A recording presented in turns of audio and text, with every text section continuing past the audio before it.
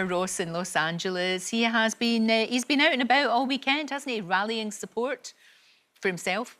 He certainly has, Lorraine. Yep, it's midterms here, and as the name suggests, we're in the middle of the term of the president.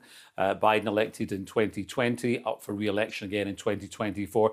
So this is the time now when they figure out the seats in the Senate House, the House of Representatives as well, some local elections too. So people get to vote here and have been voting up until November the 8th out here. So, yeah, Trump was out and about, as you said. He was at a rally in Miami. Yesterday he was in, then he was Pennsylvania. Saturday. Today he's going to be heading to Ohio, where he's backing, obviously, the Republican candidates. Also, President Biden is then heading to Maryland as well to, again, give the backing to his candidates.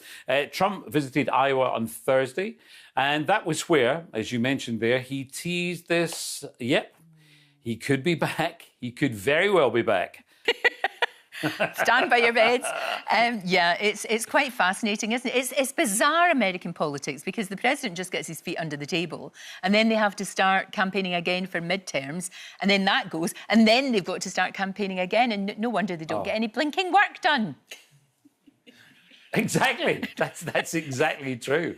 And so, you've even got, Congress out here, which is at the moment very much in the hands of the Democrats. But the House of Representatives, without trying to get too political, the House of Representatives is so evenly divided at the moment that only like 5 seats could actually tip the balance. That would tip the power away from the Democrats to the Republicans.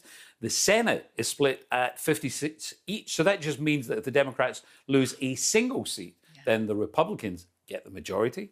And of course, that would make things very difficult indeed for Joe Biden, because obviously he's trying to set policies against a Congress that have very different viewpoints to him. And the last time that the power was so evenly divided in the midterms was back in 2002, when it was George Bush. So what's also going to be interesting, and we kind of talked about it a little bit there, Lorraine, is it's going to give us an idea of just the future of Donald Trump. Is he going to come back? Is he going to run again? And also, if the Democrats have quite a few losses, then it's going to be a case of, have they still got faith in President Biden, who, as we know, is the oldest president ever?